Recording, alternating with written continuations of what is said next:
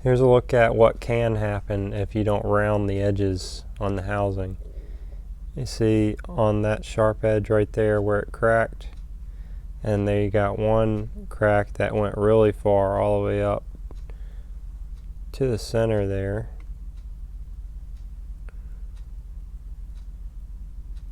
So on this BMW housing, I rounded all the edges where the turbine wheel sits, and it's a really good idea to round it inside of this spiral hair and take out any type of imperfections there, because anything that will be dips in there will end up being hot spots and cause excess heat.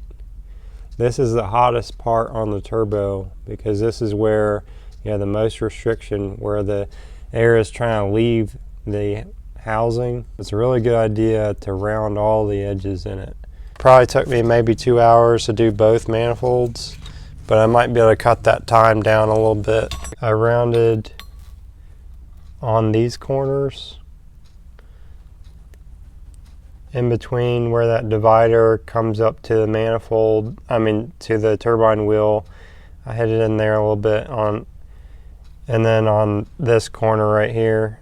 These two are pretty sharp, so I cut those down. This I trimmed a little bit. This could probably just be cut out of there. So on the inside, I was able to do a lot of trim work in here too to round those edges. I'll show you what the porting tools I use are for this, so you can order those if you want to do this job. I could probably offer this as a service, but it's due to demand, it may be hard to do everybody's that wants it done. This is one of the bits that I use. This one, I've had this for a while, probably a couple years. So you can get some that are more coarse, I guess you could say. You need something that's more fine to do this job, so it cuts it smoother. This one, it's wore out a lot, and because it's wore out, it makes much finer cuts. So I like to use this one over one of the newer bits I have because it doesn't cut as aggressively and it leaves edges a lot smoother than the other bit I have. So this one has this is a 1/4 inch shank. So this ball is probably a little bit bigger than that. Let me measure it real fast. It's a 3/8 ball, I think, 359 thousandths, somewhere around there.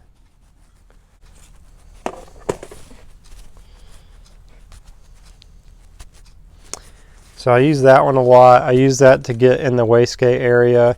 I use that trim tool that I showed in a prior video to scrape these edges on the wastegate area. And I also use that on the back side here to cut that.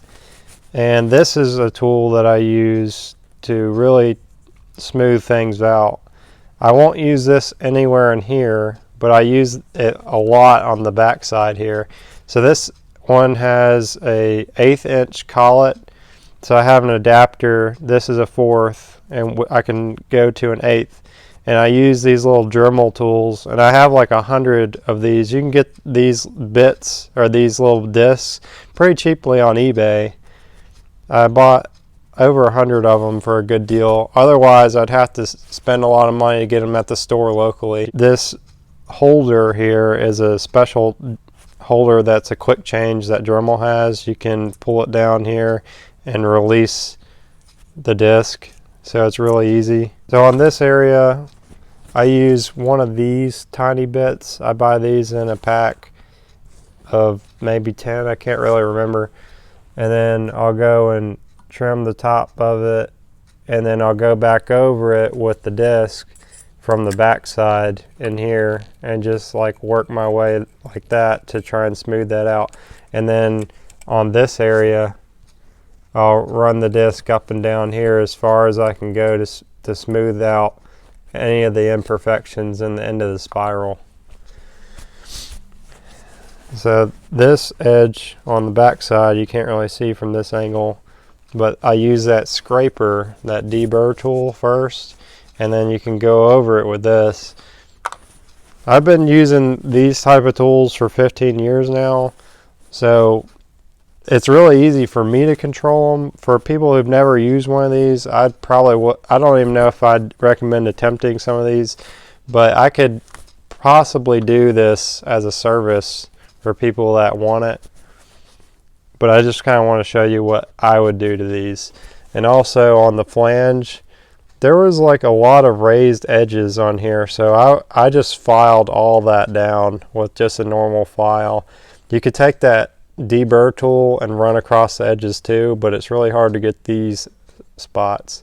On the inside here, you can take that deburr tool on the insides of these, but I did that, but I also had to take a die grinder to it to get a lot of the edges that were, I guess, bad casting imperfections. I just cut it out a little bit more. But you can see how the edges of this is filed. Before it was like really sharp, and in some cases it was burred up, which I was concerned that the manifold won't sit flat to the head. And with that, the gasket, there's a possibility that it won't seal, but they seem to seal really well on these cars. But also my other main concern is with this burr coming up on the head and then this whole area not sitting flat. I think that it's possible that the manifold bolts could loosen up because it's not all the way down